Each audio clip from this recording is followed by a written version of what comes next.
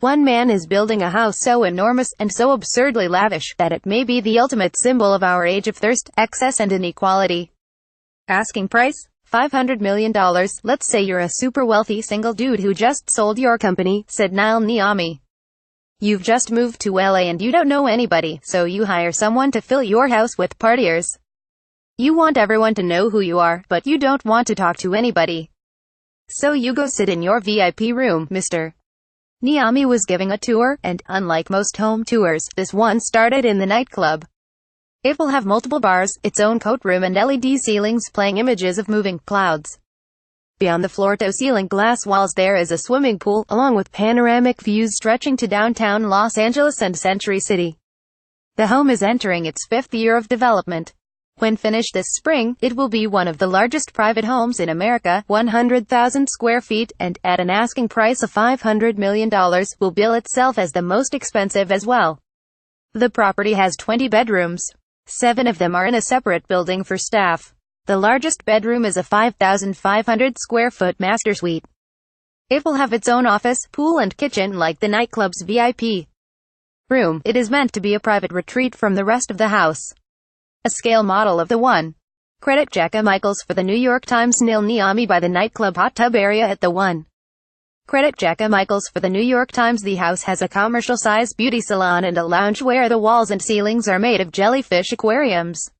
Asked why, Mr. Niami shrugged, looking slightly baffled by the line of questioning. Because it's cool, he said. At a minimum, he said, there are 4 swimming pools, including the ones in the nightclub and master suite. But by another count, he said, there are 7, including an infinity edge moat that surrounds the property, as well as indoor spa pools. He also lost track of the number of elevators. I need to count, he said, holding up his hand and closing his eyes. A few seconds later, he arrived at the tally 5. The list price is nearly 5 times the price of the most expensive home ever to sell in Los Angeles. That's a tie between the Playboy Mansion, which sold in 2016, and a speculatively built home in Holmby Hills that sold for $100 million last year. The most expensive home sale to date in America is a $137 million spread in New York, in the Hamptons, and $300 million is believed to be the price of the most expensive home ever sold in the world. In the 19th century, families like the Astors and the Vanderbilts spent years or even decades designing estates to impress European aristocrats. Now it's developers like Mr. Niami, a former B-movie producer, who are building the homes designed to impress international billionaire would-be buyers. The house's architect, Paul McLean, who also designed the home that Jay-Z and Beyoncé paid $88 million for earlier this year, said it would be as much an entertainment showpiece as a house. That's very much how Gilded Age mansions functioned.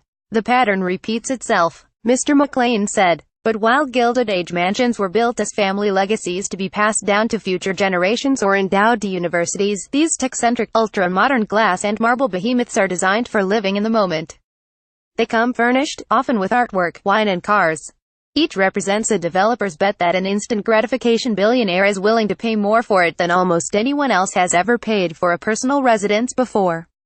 This new Gilded Age has found an epicenter in Los Angeles, particularly where Bel Air, Beverly Hills and Holmby Hills converge. Real estate agents call it the Platinum Triangle. A spec home is on the market in Bel Air for $250 million. It comes with 2 years of prepaid household staff. Nearby, a London-based developer is marketing a gated community where homes start at $115 million. In 2012, Mr. Niami paid $28 million for the Hilltop lot, which included a vacant 10,000 square foot house that he said was in ramshackle condition. He declined to say what he was spending on construction. The One, as he has branded it, will officially hit the market when it is completed in mid-2018. Local real estate agents seem to agree that Mr. Niami is building a one-of-a-kind mansion on a one-of-a-kind lot, with a 360-degree view you'd be hard-pressed to find anywhere else other than the Getty Museum. Many also agree it's unlikely that he will get his price. Stephen Shapiro, the president of Westside Estate Agency in Beverly Hills, says sales have been very strong for houses over $20 million in Los Angeles over the past several years. But he cited only 3 or 4 sales over $100 million in all of California, what he described as a non-existent market. Fewer than 3 dozen homes worldwide have sold for more than $100 million in the last decade, according to a report by Christie's International Real Estate. Jonathan Miller, an appraiser in New York who has been tracking United States home sales over $50 million, said a $250 million four-floor condominium in Manhattan has been in contract for 2 years and is scheduled to close escrow soon. The 2015 record was an estate in France that sold for $300 million, whose buyer was recently revealed as Saudi Arabia's Crown Prince Mohammed bin Salman. Mr. Miller said he doesn't think any of these sales necessarily indicate the market is strong.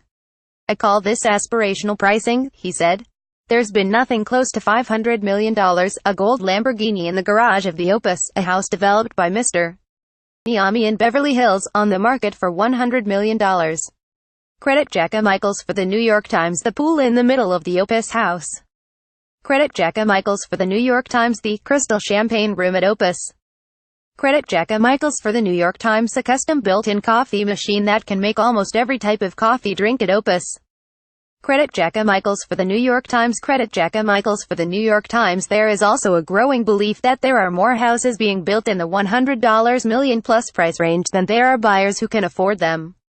Mr. Niami counters that his house isn't comparable to any others being built because of its size, its unusually large hillside lot, and its views. Mr. Niami's real estate sales partner, Drew Fenton, declined to be interviewed but said in an email that the one is in a category of its own and that the top end of the luxury market in Los Angeles is booming, with low inventory and many qualified buyers. Mr. Niami could still make a hefty profit if the property sells for well under $500 million, which seems like the plan. Most homes with record-breaking asking prices have sold for significant discounts.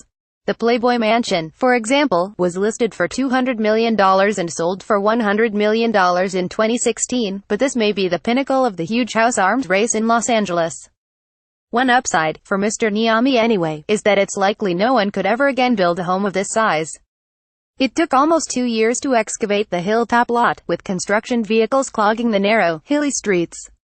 In reaction to mega-size homes and construction that strains lot sizes and squeezes neighbors, Los Angeles has since passed an anti-mansionization ordinance, capping home sizes in many neighborhoods. So the scale helps justify the asking price. "That's one of the things we'll be selling," said Jeff Hyland, the president of Hilton Hyland, the real estate firm that has the listing. "You couldn't build this again, Mr. Niami said he thinks the buyer will likely purchase the property as a fifth or sixth home. The estate would basically serve as a private hotel to visit a couple of times a year. They would have a full staff with uniforms," he said. "Meals would be prepared off-site or come from the large catering kitchen, which is downstairs. The main kitchen also has 4 ovens, if needed." Mr. Niami was raised by a single mother in a 1,100-square-foot home in Los Angeles. Doug Witkins, who was Mr. Niami's Big Brother mentor in the early 1980s, said, "He struck me as the best salesman I'd ever met in my life." At age 11, while still in high school, Mr. Niami took night classes to get his cosmetology license, then learned how to do special effects prosthetics for horror films. At 19, he went to work with Mr. Witkins, selling international movie rights at his film distribution company. A custom gold giraffe sculpture that Mr. Niami commissioned for his house. Credit Jacka Michaels for the New York Times. Mr. Niami, a yoga enthusiast, in the hot yoga room he had made for his house. Credit Jacka Michaels for the New York Times. A sauna in Mr. Niami's house. Credit Jacka Michaels for the New York Times. Later, he started his own production company, spending $300,000 on a trailer to hype a movie he described as The Terminator, with a woman. Mr. Niami and a partner went on to produce 14 more films, many of them straight-to-video B-movies. One starred Keanu Reeves at his post-Matrix peak and earned $29 million in the United States, but cost over $30 million to make. Mr. Niami said he realized that, if he couldn't make a big profit off that movie, he probably never would. So he started building small condominiums and renovating homes to sell. Building luxury spec homes from scratch in affluent areas, he broke a few neighborhood price records. In 2014, Sean Combs paid $39 million for one of his spec houses. It had an underwater tunnel connected to a grotto. Mr. Niami has built more than 30 houses in Los Angeles, with half a dozen more under construction now. He plans to start looking for investment partners and penthouses in New York City to develop next year. Mr. Witkins went to work with Mr. Niami after his own business fell off during the last recession. He said his one-time mentee took what he learned producing films and applied it to building and selling homes. Each house is like a set and an ongoing production, Mr. Whitkin said. Just above the Sunset Strip, construction workers in white booties were putting the final touches on another home, a 14,000-square-foot house that Mr. Niami is building for himself. It has a custom-made 24-foot gold giraffe skeleton sculpture in a glass box and a $400,000 lucite bottom swimming pool. This entire house is about excess, Mr. Niami said, after showing off a giant sensory deprivation chamber, a cryogenic spa treatment chamber and a hot yoga room with living walls. Who needs 2 pools, 2 jacuzzis? Nobody, but it's cool. Later, we went to Opus, a 21,000-square-foot home in Beverly Hills, hidden behind a shiny gold wall, that Mr. Niami started marketing 6 months ago for $100 million. To help sell it, he produced a 3-minute trailer featuring largely nude women painted in gold gyrating suggestively and swimming in the pools. It was meant to be very sexy, on the edge, he said, citing Beyoncé's Partition as inspiration. In September, he cut the asking price to $85 million.